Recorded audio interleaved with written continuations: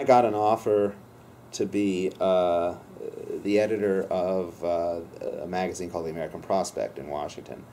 And my daughter had just graduated high school and gone off to Berkeley. Once they go off to Berkeley, they really don't come back to LA, or only sporadically. So I figured, well, what the heck. So I moved to Washington. This struck me as a real opportunity. I was heavily recruited by some folks, including Bill Moyers, which sort of turned my head. So I said, okay, well, geesh. And I moved to Washington.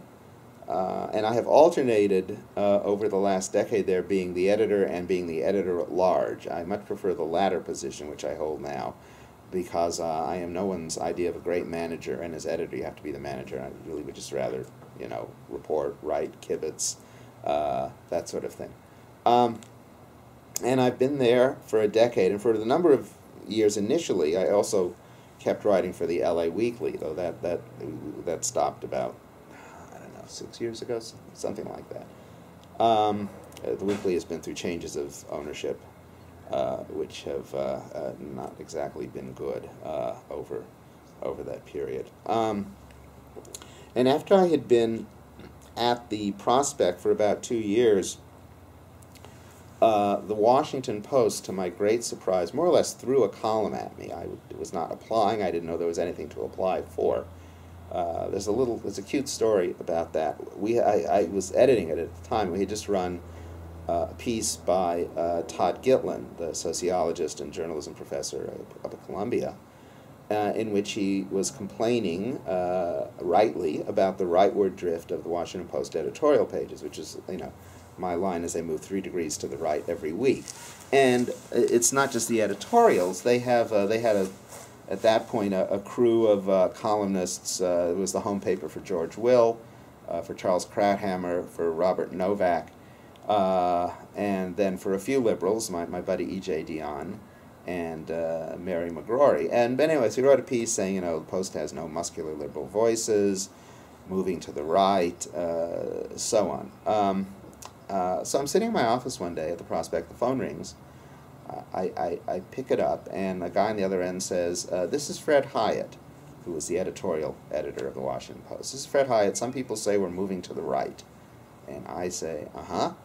And he says, I don't necessarily agree with that, but here, listen to this. And he starts reading from Gitlin's article. And he says, no muscular liberal voices. And then I'm saying, yeah.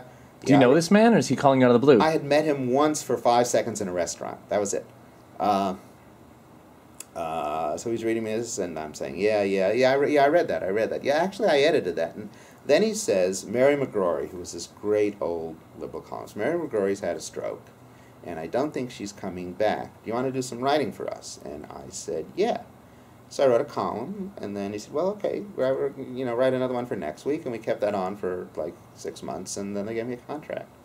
So talk about a job falling in your lap. I mean, I did nothing to get this. But the interesting thing, the oddity, I mean, Fred, who is in many ways fairly conservative, is the brother of a guy of John Hyatt, who had been the general counsel of SCIU under John Sweeney, then the general counsel of the AFL-CIO under John Sweeney, and now the chief of staff of the AFL-CIO under Rich Trumka. And John had been showing Fred my stuff in the LA Weekly for years, which I knew nothing about. In fact, I didn't even know who Fred was.